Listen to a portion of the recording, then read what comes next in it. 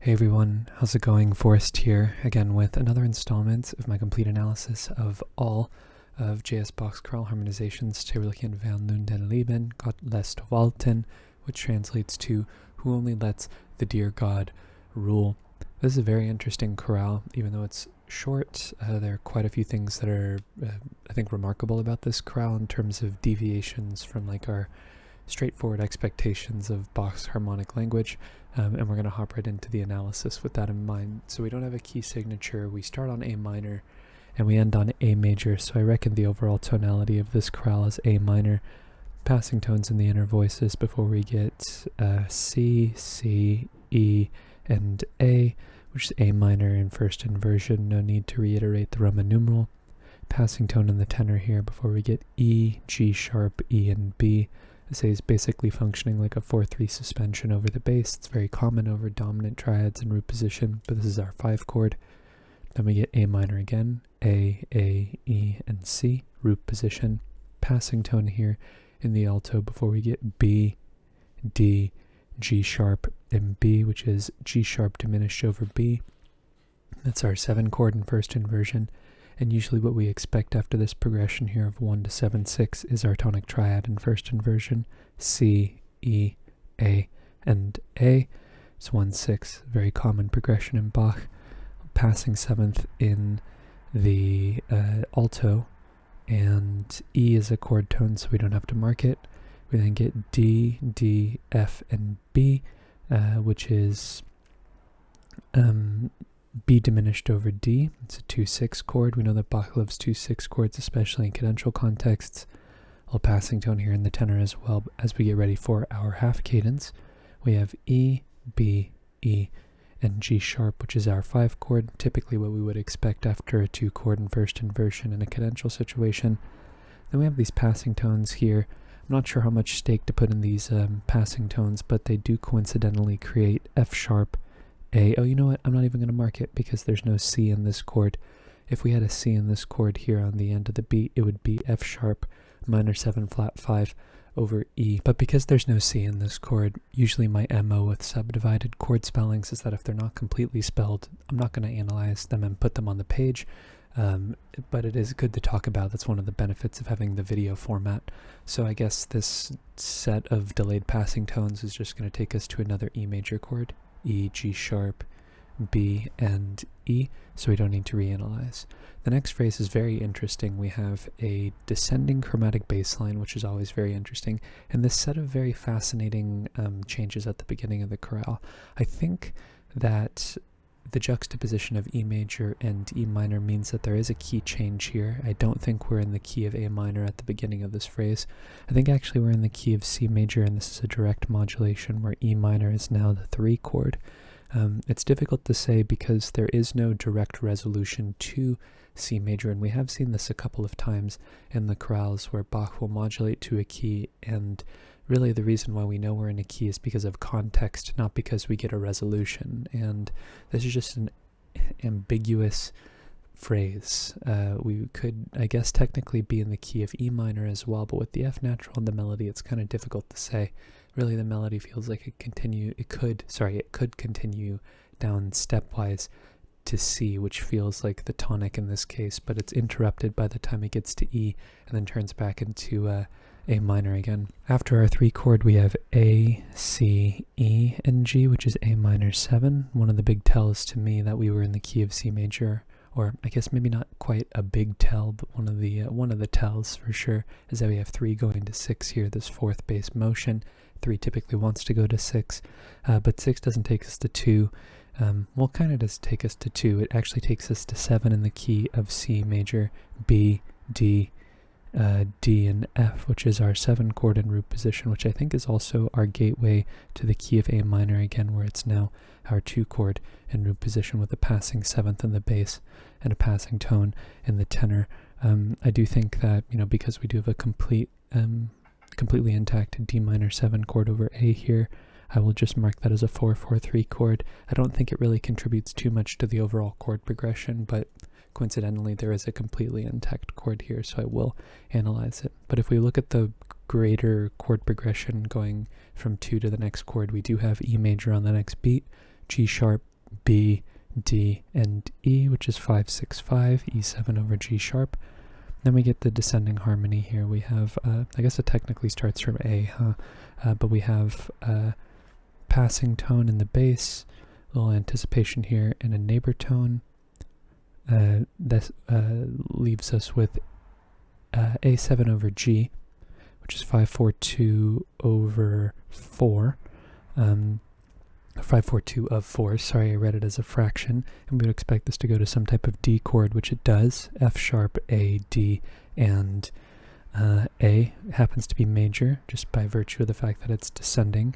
So whether or not you include this as a minor 4 or a major 4 here in the secondary dominant analysis, I think because we're typically expecting a minor 4, that's what the secondary dominant analysis should reflect, but I don't really think it makes too much of a difference.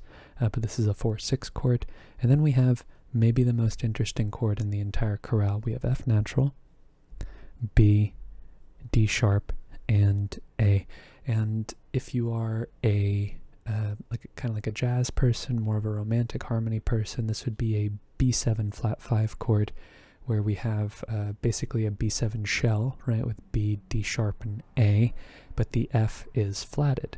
So it kind of has like a diminished-ish quality because there's a diminished fifth between the root and the fifth of the chord, but there is also another diminished fifth actually between D sharp and A, which is kind of interesting. It's a chord that does not get a lot of use in Bach's harmonic writing, but the way that it's spelled here, if you ever took like a harmony class, or if you're familiar with Western harmony, you might have already acknowledged this chord as an augmented 6 chord. We have the flat 6, which is already diatonic to a minor scale in the form of F, and we have sharp 4 in the key of D, or in the form of D sharp here.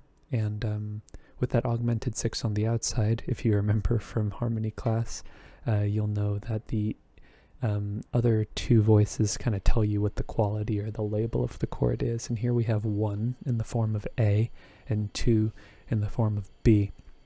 And if you know, you have the formula flat 6, 1, 2, sharp 4. That is a French 6th chord. And honestly, I don't know if you know how legitimate this is. I mean, it could just be a coincidence. It is a pretty interesting coincidence because we have seen augmented 6 chords in Bach's writing before, but I'm not 100% certain as to how frequent they are. They're definitely on the rarer side, I could say that for certain, in his chorale writing, but in his instrumental writing and his other vocal writing, I don't know how often they pop up. But yeah, we see this French 6 chord here. We typically would expect it to resolve to 5, but we don't immediately get the 5 resolution. We go to 1, 6, 4, A minor over E, which we know is usually a precursor to 5. E, C, E, and A. And then we actually get an interrupted 1, 6, 4, 5 progression here, where the end of the beat is subdivided. We have D sharp, B, F sharp, and B, which is 5, 6 of 5. That then takes us to 5, E, B, E, and G sharp. So usually what I've been using to to connect the 1, 6, 4 and the 5 chord in this sort of broken fashion is using a hashed bracket rather than a solid bracket. Little embellishing tones here. This D is the chordal 7th, and then our perfect authentic cadence at the end of the A section, ends with A minor, A, C, E, and A. But an augmented 6 chord in passing here kind of slipped in there, which is kind of interesting. And yeah, this beginning here in the key of C major, it's largely ambiguous. I think you could even continue to analyze this in the key of A minor if you wanted to. It'd be interesting if you did analyze it in the key of A minor, but I think all in all, the chords here just support a tonal center that isn't A minor. Just my opinion, but like I said, with these ambiguous sections, which haven't been super common recently, you got to use deduction to figure out where you are. Next phrase ends in a perfect authentic cadence in the key of C. We start off with an E major chord, E, E, G sharp, and B, which is our 5 chord. And then we go to A minor, A, E, A, and C. It's our tonic triad. I think that's our gateway to the key of C major. It's now our 6. Very commonly we see B, D, G, and D here, which is our 5 chord in first inversion, G major over B, which takes us to C major, C, C, G, and E. Tonic triad root position. Passing 7th in the bass, A, C, A, and E. That's our 6 chord, A minor. Passing 7th in the bass again before we get F, C, A, and D.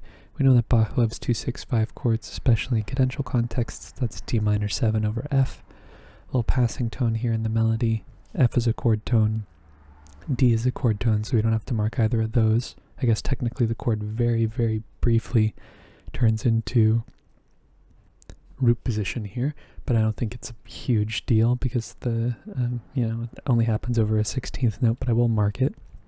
And then we go to G major, G, B, G, and D, which is our 5 chord in root position, passing 7th in the alto, and the chorale cadences on C major. We get another chromatic bass line in the next phrase, which is kind of interesting. I guess it technically starts from E here and then works its way up to A.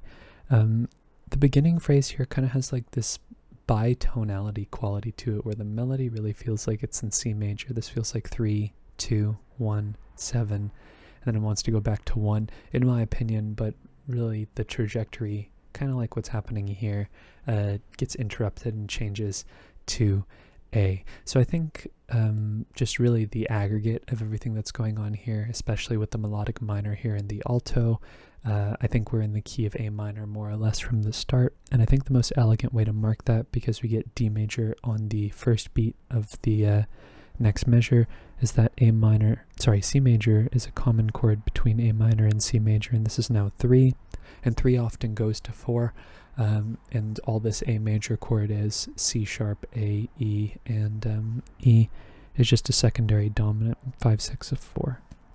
Because A is the dominant of D, and D is our 4 chord in the key of A minor. But with melodic minor, it's not a minor chord, it is a major chord, D, A, F sharp, and D. Then we get a subdivision here where we get E, E, G sharp, and D. It's like a passing 5-7 chord, which is very common when we see it contextualized with 4 over the span of 1 beat in Bach's chorales, but because it's not entirely intact, I'm not going to put it on the page. That takes us to F, E, A, and C, which is F major 7 in root position. That's a 6-7 chord. I think the bigger picture here is that, you could analyze these as 2 separate chords like I'm going to, or you can say that really the big point of the beat is that, this is some type of chord that's precursing G, which is happening on the next beat.